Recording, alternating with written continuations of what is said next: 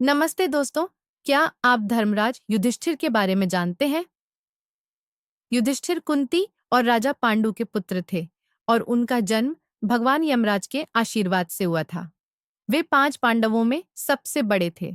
अपने पिता पांडु और सौतेली माँ माद्री की मृत्यु के बाद उन्हें उनके चाचा राजा धृतराष्ट्र के साथ-साथ उनके चचेरे भाइयों कौरवों के साथ पालन पोषण के लिए हस्तिनापुर लाया गया था। हस्तिनापुर में युधिष्ठिर अपने भाइयों के साथ द्रोणाचार्य और कृपाचार्य के शिष्य बने। गुरु द्रोण ने उन्हें धनुर्वेद सिखाया और गुरु कृपा ने उन्हें धर्म विद्या सिखाई।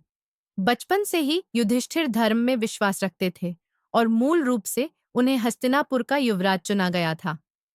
दुर्योधन ने शकुनी के साथ मिलकर उन्हें मारने की योजना बनाई और युधिष्ठिर, उनके भाई बहनों और उनकी मां को लक्षागृह नामक मोम से बने महल में भेज दिया।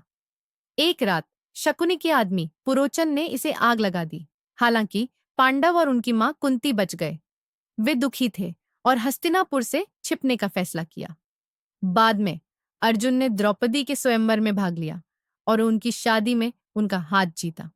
लेकिन कुंती की गलतफहमी के कारण द्रौपदी सभी पांडवों की पत्नी बन गई।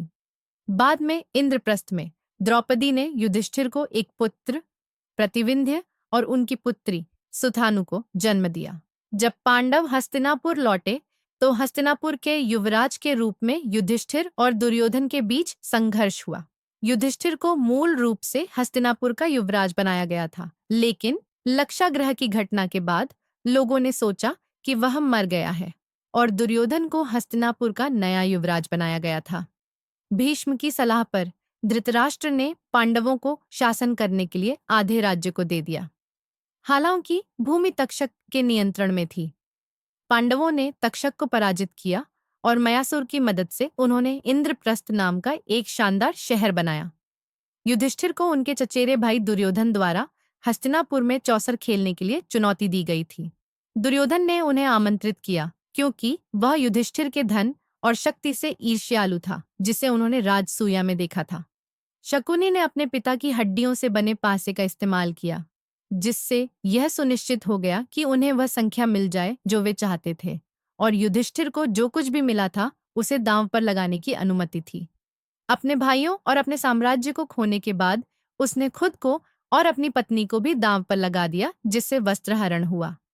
बाद में वह फिर से खेल में अपना राज्य हार गए और 13 साल के लिए निर्वासन के लिए मजबूर हो गए, जिसमें 1 साल गुमनामी में शामिल था। जब निर्वासन की अवधि पूरी हो गई तो दुर्योधन ने युधिष्ठिर का राज्य वापस करने से इनकार कर दिया।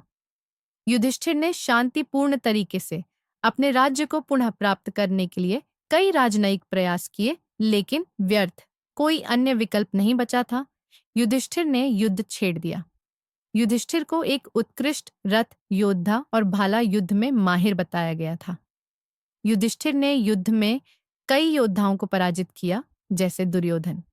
युधिष्ठिर का भाला मूल रूप से ईशान का था, जिसका उपयोग वे युद्ध के अंतिम दिन शल्य को मारने के लिए करेंगे। युद्ध में विजय प्राप्त करने के बाद युधिष्ठिर को हस्तिनापुर का सम्राट घोषित किया गया और उन्होंने 36 वर्षों तक शासन किया। कुरुक्षेत्र युद्ध के पश्चात कृष्ण के अवसान और कलयुग के आरंभ के साथ युधिष्ठिर और उनके भाइयों ने अपने एकमात्र जीवित वंशज अर्जुन के पोते परीक्षित को सिंहासन सौंप दिया।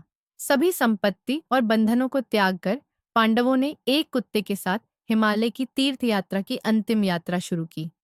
शीर्ष पर पहुंचने पर देवराजेंद्र ने उन्हें बधाई दी और स्वर्गारोहण पर युधिष्ठिर को अमरत्व और देवत्व का वचन दिया।